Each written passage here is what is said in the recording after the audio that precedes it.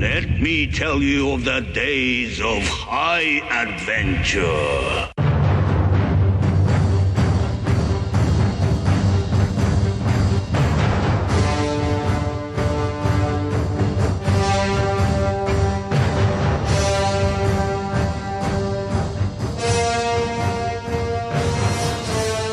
Hello, I'm Kevin. And I'm Eric. And this is 6 Degrees of Schwarzenegger, the podcast where we take a long, hard look at some of our favorite action movies from the era of Arnold. Schwarzenegger's the icon of the genre, and we're taking a deep dive into some of these 80s and 90s cult action movies and breaking them all the way down to the bottom.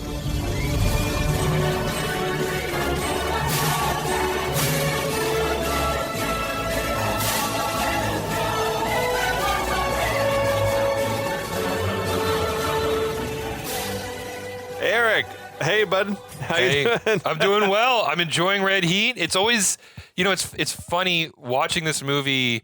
It is definitely one of Schwarzenegger's weaker movies. Sure. But then, like, talking about it with you and getting a little drunk along the way, it's growing on me a little bit. It's growing on me.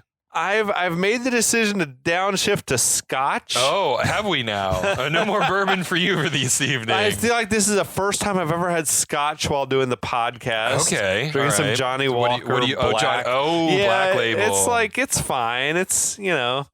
I feel like Arnold is a Scotch man, probably. That's sort of how I feel about him. And I suspect he only drinks Blue Label. Just saying. He probably, if he even does blends, I don't know. He might be like a single malt that is type true. of a guy. Just like chomping on his massive No, stogie. I think apparently he really likes schnapps. Schnapps? He likes drinking brandy and schnapps. That's I think. interesting. It's so sweet. I just don't picture him as Yeah, a... but I guess this is his Austrian upbringing. That's or so whatever. strange, though, because like he's such a big cigar guy.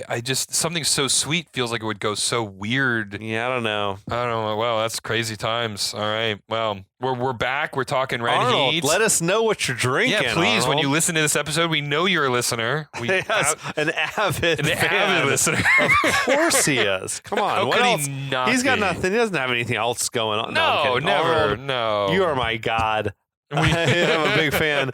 I want Arnold to know that I am alive on this planet. I That'd can't be wait cool. for him to just tag us in one of our posts. Could you right? imagine? That would be amazing. That would be what really blows us up. That would be it. That's why we gotta be active on the social media. Yeah. So check us out on Instagram if you're out there. We're at 6 DOS podcast.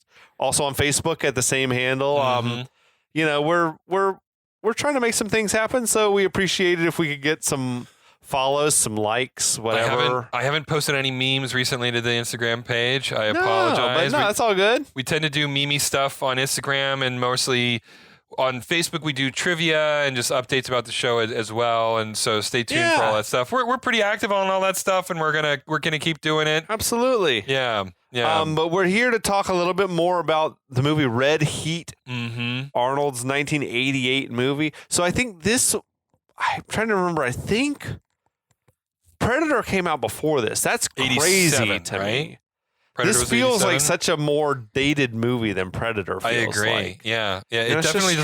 strange. I mean, Predator's pretty timeless, though. Yeah, I guess it is. It really is. Because they didn't it wasn't dated on the whatever topical sort of politics Right. And type things or anything like frankly, that. people are still killing each other in jungles even today.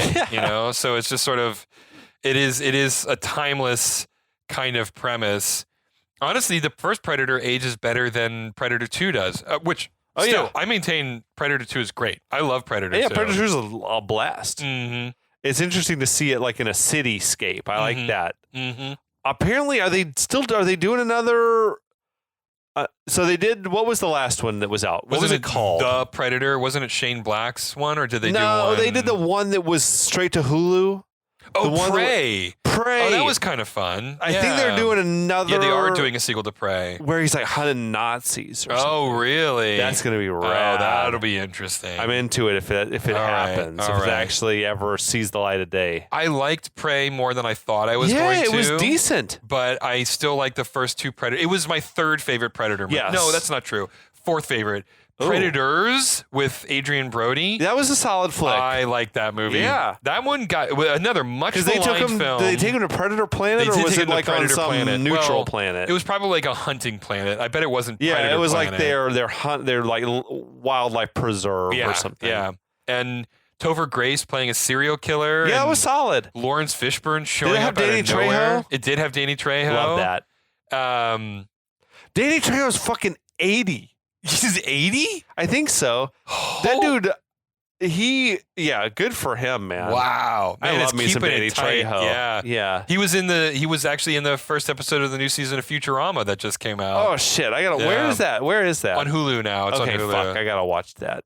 I'm so far behind. But Futurama, the OG Futurama, Yeah. Fox Futurama, that's so fucking good. It's still funny. It's not as good as the old days, but it's still okay. Futurama's always funny. I gotta check that It's a out. free. It's a freebie. Yeah, this is the second season that they've done on Hulu, and it's okay. It's not as good as the old days, but it's still better than The Simpsons. Sure. So Okay. Well, you've gone down another rabbit hole. we do. We're gonna have pop so many out rabbit though and holes. get back on our red heat shit. So I'll sum up as we lead into Yeah, man. the new episode. Hit me with it. All right. So basically, what happened is the bad dude Victor is a drug runner. He's trying to get cocaine into the Soviet Russia. Danko hates his guts for multiple reasons, not the least of which is he killed his nameless partner. He flees. Victor flees to Chicago. They find him because he gets arrested on drug charges, and Danko is charged to go to the States to recover him. Holy shit. Meanwhile, in Chicago, Victor is trying to broker this massive, $5 million drug deal Yeah. with this kingpin named Abdul Elijah, and he's working with his henchman, tears a $100 bill in half, and that indicates that the deal is on. So Danko shows up in the United States, in Chicago, USA, and that's where he meets Ridzik, Jim Belushi's character, who's this ne'er-do-well cop who is just an absolute scumbag. It's true. Forever in a day. It's true. He's very he's a woman hater, Woman hater, but just also super horny. We know someone like that. constantly horny. So so Danko is just charged here for all the cops know to just pick up Victor and take him back to Russia for an extradition trial.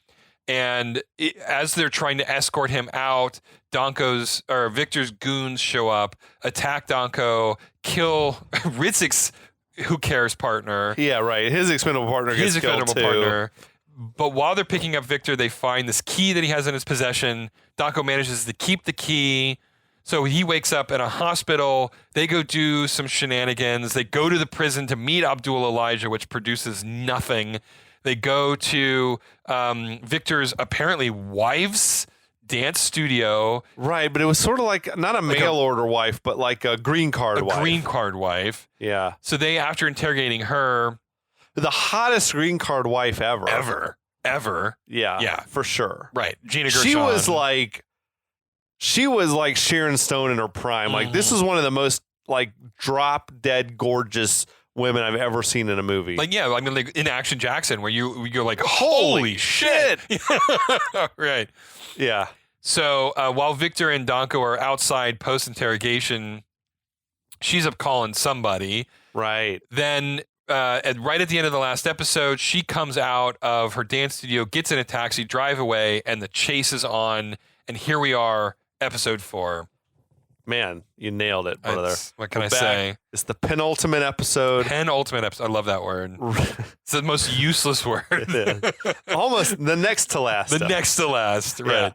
Yeah. So Ridzik, Danko's driving the car. Ridzik is uptight that Danko's driving the department vehicle.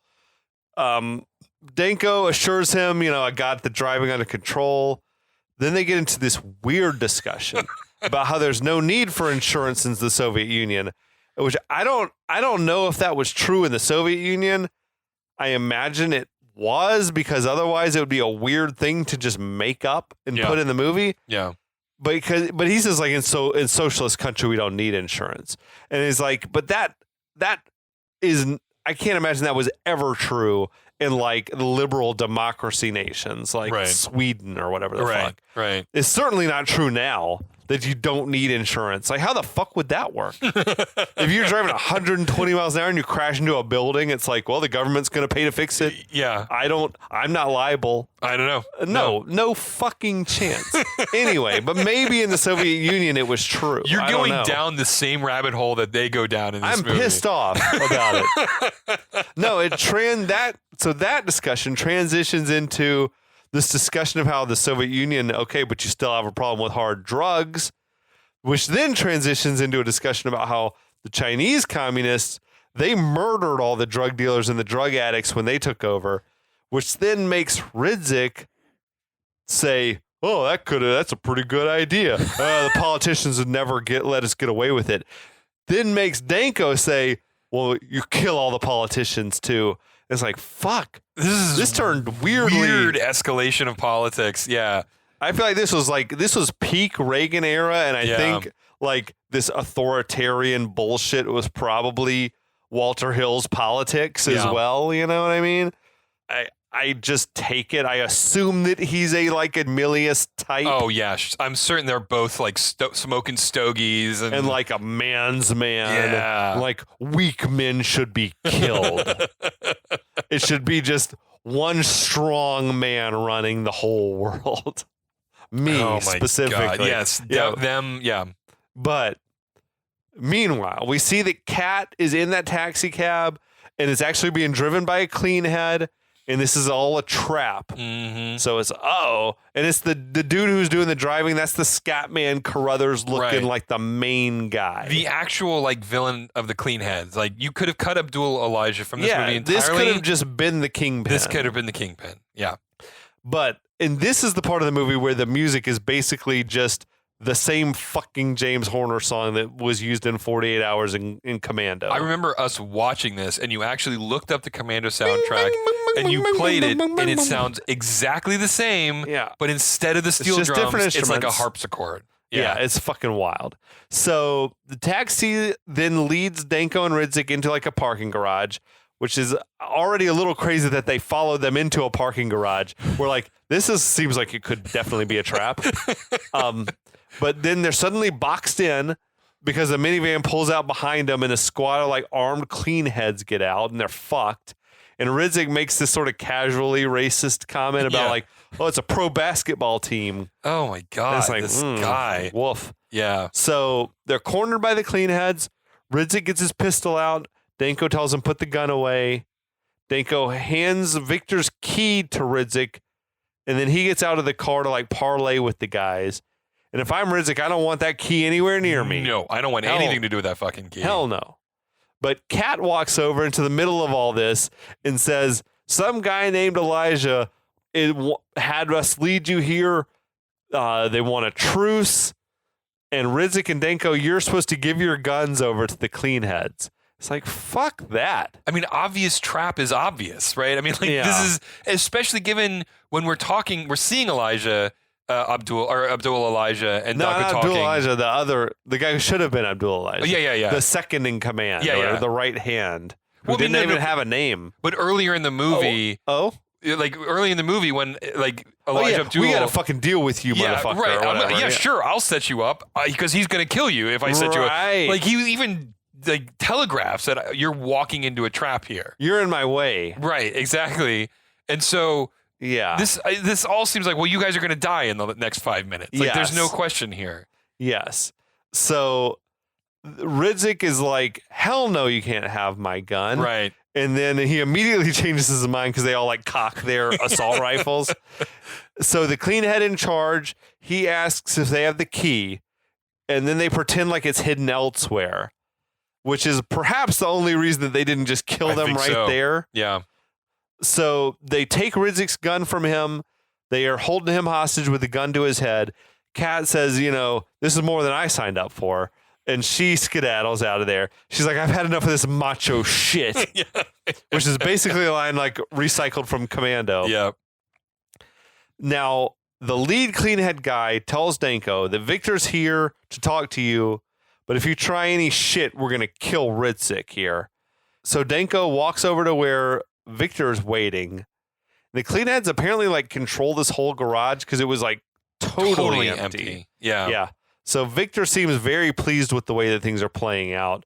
And there was like this great line reading and face from Edo Ross, who's like, we keep meeting in the strangest places or something like that. This was a scene, like this was his best scene in the whole movie because he has a lot of dialogue in this scene. He's awesome. And he delivers it 100% believably, like totally believably. But before we get to that, outside, Kat approaches Victor's blonde henchman who's waiting in a car. She's pissed off that they wanted to use her as bait. He tells her, well, get in the car. We're getting out of here. So they drive off. Okay. Back in the garage, though, Victor tells Danko that, if the clean heads hadn't taken my gun away, I would have killed you already, which is, it's very courteous that they've switched over to speaking English to each other. Right. Thank you for that. We as viewers appreciate that.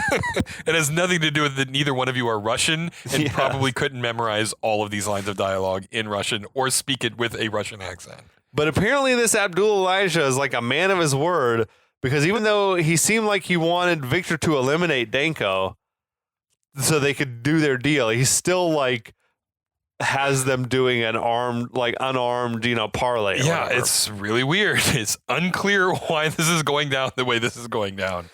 So now Victor tries to reason with Danko, saying, we're very similar. We're both willing to risk our lives for what we believe in. And Danko is like, well, you don't have any regard for anybody's life. And then Victor chuckles. Danko says, you killed my partner. Which Victor says, okay, but you killed my brother. Danko says, well, your brother was a criminal. That makes it okay. I just can't imagine a scenario in which they're not fighting each other. Right. Like just at each other's throats. Like, we're going to fight by hand to the death. I'm going to kill you with my bare hands. In any other Schwarzenegger movie, that's what would be going on right now.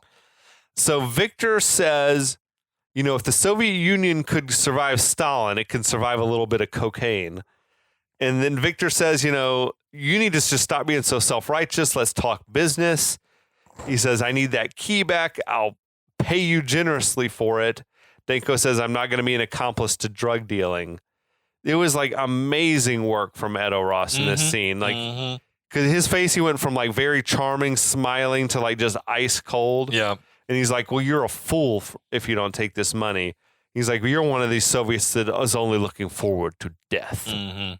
So then Victor says, if you don't have me to chase after, you don't even have a reason to exist, which is maybe hits close to home. Yeah. Because it really does seem like Danko does not have a lot going on. No, he's got his bird. He's got his parakeet, and that's about it.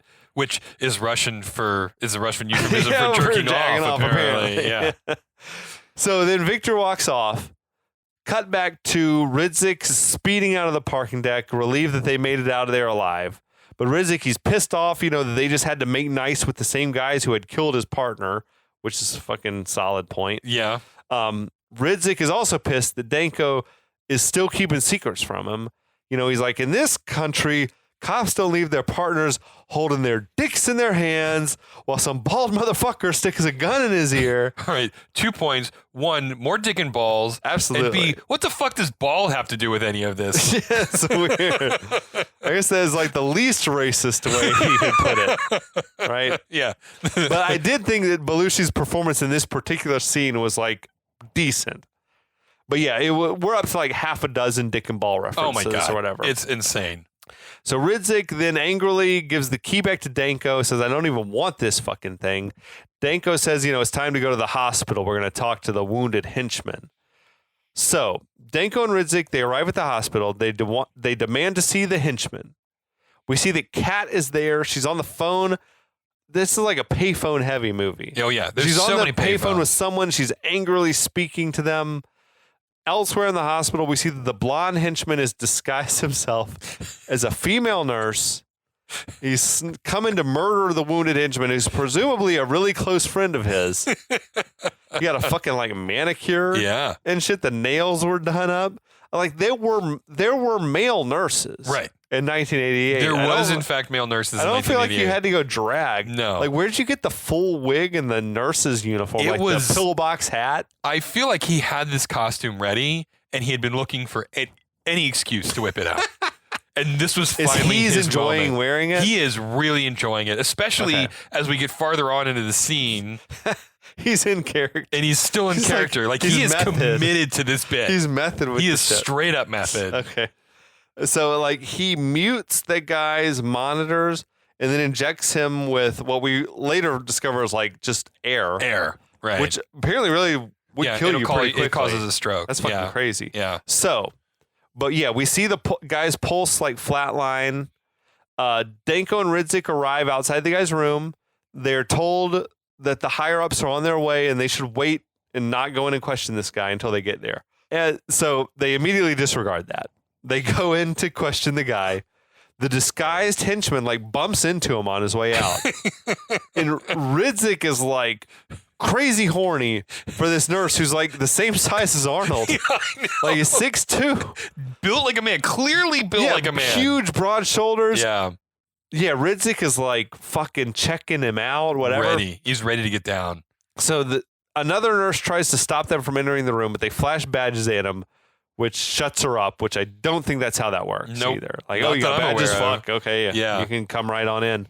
But Danko tries talking to the henchman who's not responsive. Ridzik's like, stop playing dead. But then they realize he really is dead. And Danko is like, fuck, it was the nurse. So they run out to chase after him. For some reason, like they yell after him, and then the henchman runs off, but running like a woman, like Running, he arms maintains, sorta like, right, exactly. Very dainty, which is like it was bizarre. weird. Yeah. It was strange. It was strange. But they lose track of him pretty quickly. They split up to continue the pursuit. So the three men are all sprinting in through the hallways of the hospital. It's very incoherent, the chase. It's like, it's hard to tell who's behind who. Once again, Anything. I don't know what, I mean, I feel like most of this movie takes place in some sort of boundary line between dimensions, and every time you round a corner, you could potentially be in a completely different location. Absolutely, man. So Ridzik catches up with the nurse on this crowded escalator. The henchman like goes shoving people down on the way down. Ridzik hops on and like just slides down the railing or whatever, which is a cool move. And it was Belushi did it himself. Yeah, he Yeah, did it was it kinda himself. cool. Yeah. So Ridzik then pulls his gun out, has the henchman stop, dead to rights. When Kat runs in the middle and is like, "Stop! What are you doing? You crazy!" It's like, what the what is she? What is going doing? on? I know. Why is she doing this? Why are you even here at the hospital? Like, it's not clear to me. Well, she was in the car with that guy, Yeah, but- so that's, I guess, she got just taken along with him. I guess. I got something to do real quick. Yeah. Like changing into his wig, putting the press-on nails on. She actually was the one who painted the press-on nails for him. Right. But so then the henchman seizes this like distraction as an opportunity to pull his own gun out and start shooting. Ridzik dives out of the way, and now Kat's begging the henchman to not shoot. Her motivations are just totally unclear. Not clear. I feel like there might have been more to it, like on the page, that could have made it make sense. Like if we had found out she's married to Victor, but like she's been in a relationship with this guy. Oh, henchman. that would have actually been interesting. Then it would have been like, don't shoot him. Yeah, like, I don't know. yeah. But they don't go down that route. But then suddenly Danko arrives. He blows the henchman away. The wig falls off. It was revealed that it's a dude. Which we've known the Yeah. whole time at this point. Guy goes crashing through this like double glass doors out onto the sidewalk. So dramatic. That gun was packing a wallop. So Kat now runs away, and Danko chases her down like flight after flight of stairs. And it's like, how fucking deep is this hospital? I don't know, man. They were on street level, and Yeah, now they they've were gone on down street like level. 3-4 flights. Yeah, they are definitely in like a triple sub basement at this point. So, but back in the lobby area, this nurse that was like conspicuously hot. Really attractive. She's gorgeous. Gets this long close up of like walking right up to the camera and like staring into the lens. no lines of dialogue. We don't see her again. Yeah, as Ridzik is like confirming that the henchman is dead. But it was a weird ass moment. Like, if you have this weirdly hot extra in the background, it can just totally break the fourth wall. Yeah. It's like, what's happening right Right. now? Why? What is happening? But so Kat, meanwhile, she's managed to get herself cornered down in the bowels of the hospital, and Danko catches up with her. He tells her, Victor's got 10 women just like you back in the Soviet Union. He uses you until you're either killed or locked up.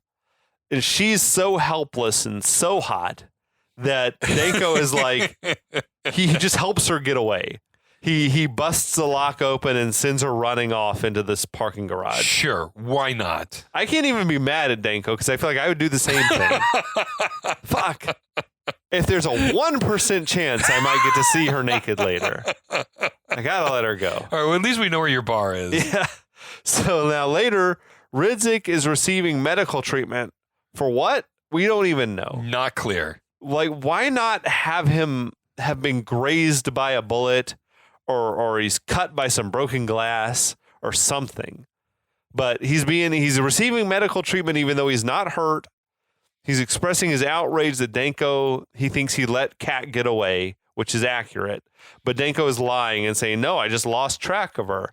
He's like, okay, nice work, Gumby. And he's like, thank you. And he's like, I didn't mean that. And he's like, I know. It was actually like one of the few like good timing like comedy bits. So Ridzik says, we're going to be in deep shit after having a fucking shootout in the hospital. Oh, really? And the nurse then for some reason is giving Ridzik a tetanus shot like right in his ass.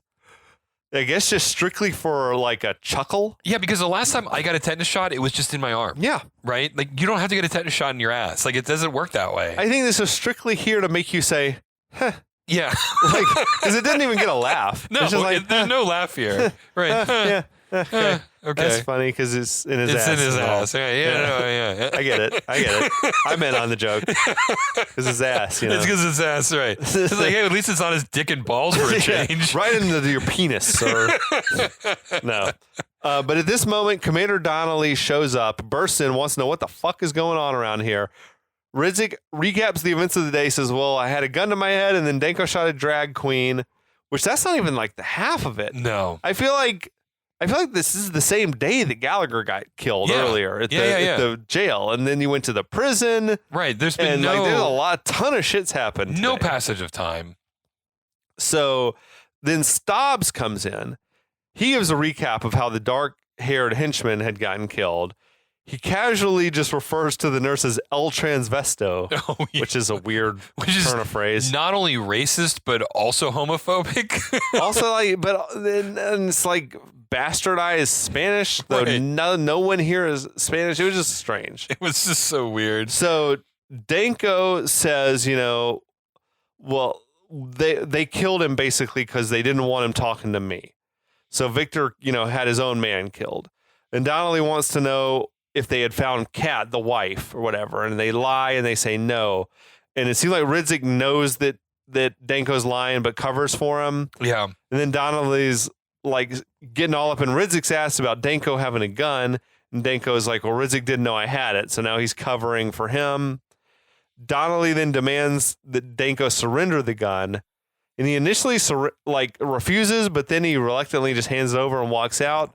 And I'm not even sure that they're legally allowed to have demanded the gun.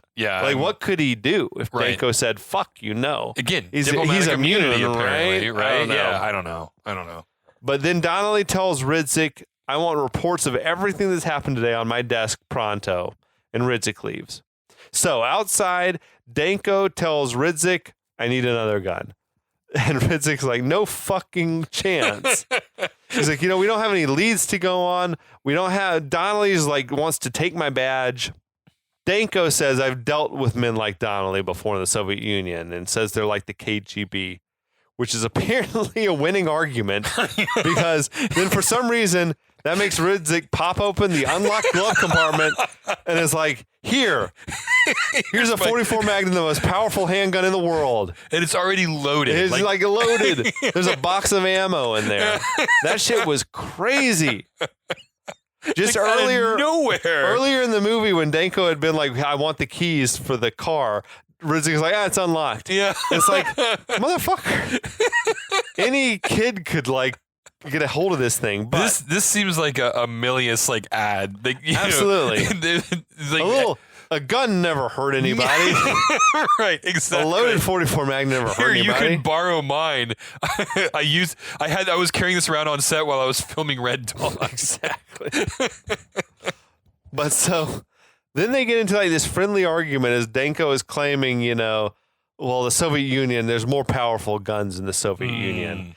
And he mentions a Podburin 9.2 millimeter, which is, I looked that up and it's not even a thing that exists. It was like a made up thing. It was the gun he apparently was, meant to be carrying, but it was one that they made special for the movie, Right. which is like a modified Desert Eagle. Right. And whatever, like Belushi's like, you calling Dirty Harry a liar? What? And he's like, who is Dirty Harry? Which is a decent, like, it was a one of these self-referential sort of moments. Or Well, I whatever. mean, interesting. Like the Deadpool came out a couple of months Oh later. yeah, the last Dirty Harry of the flick. Dirty Harry movies. Yeah. I've never seen the Deadpool.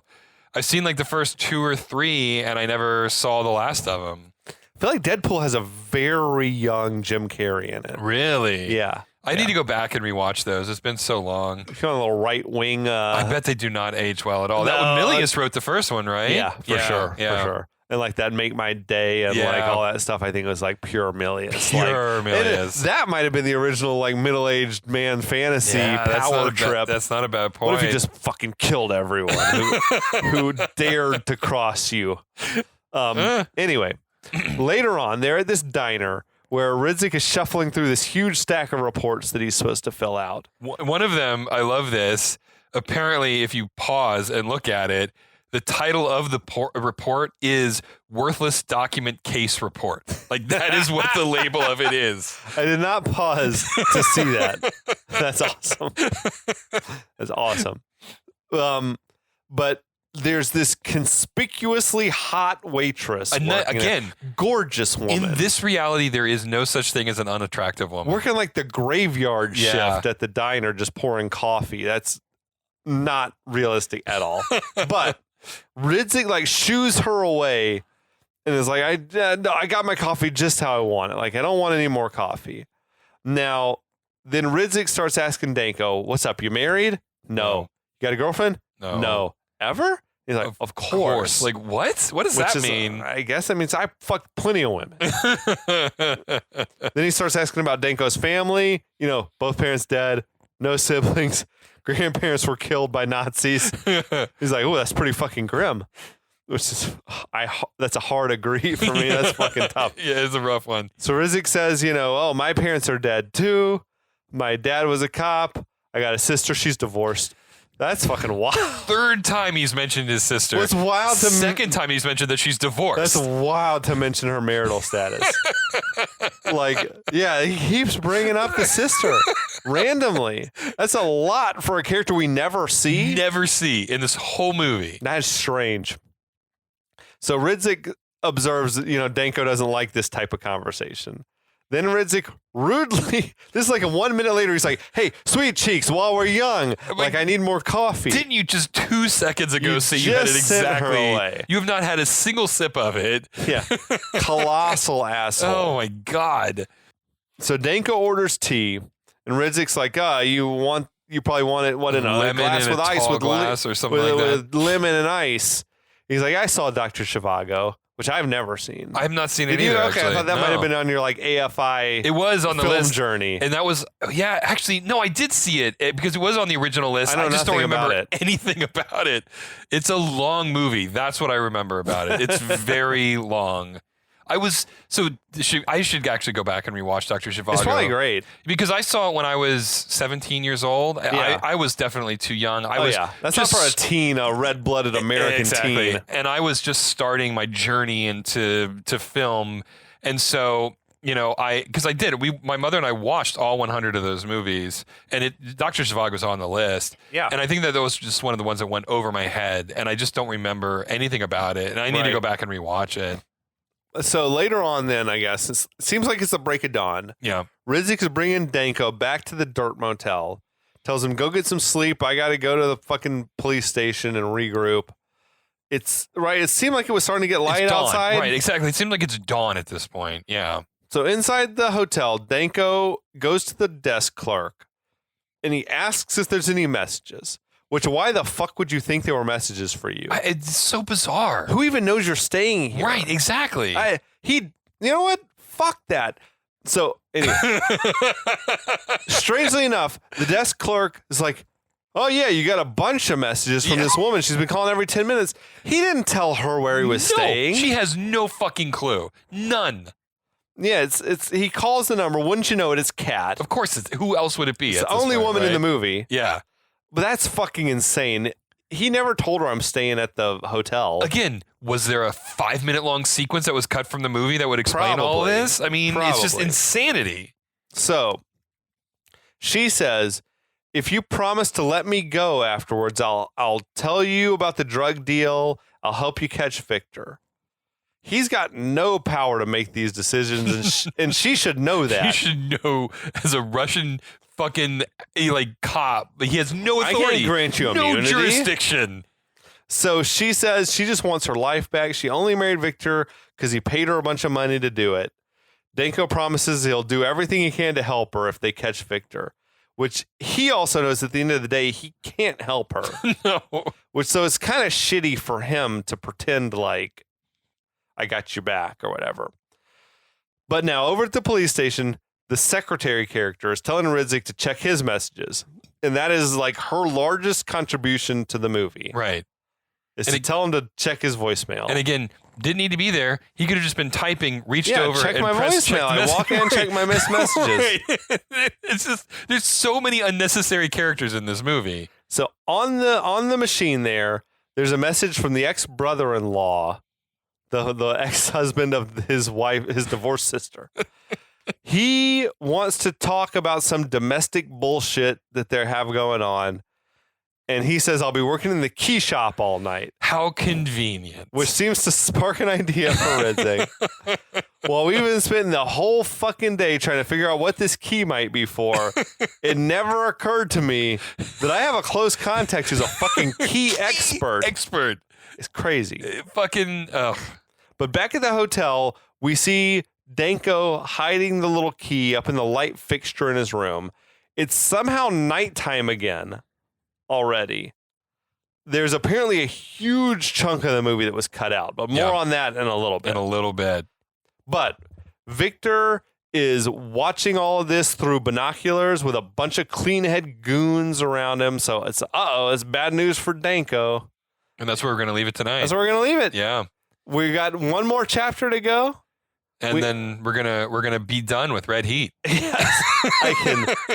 It'll be out of my life forever and ever. So it'll be forever living in my Amazon purchases. But I can't promise you I will ever watch it again. I watched it for free on Pluto the first time, which was a horrible mistake because there was 45 minutes of commercials. It took like 3 hours. It took me 3 hours to watch this 1 hour and 45 minute long movie. That's amazing.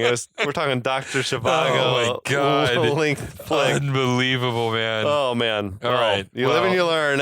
We'll be back next week. Yes. Thanks for listening. As always, we'll catch you next week for the exciting conclusion, and we'll be back. We'll be back.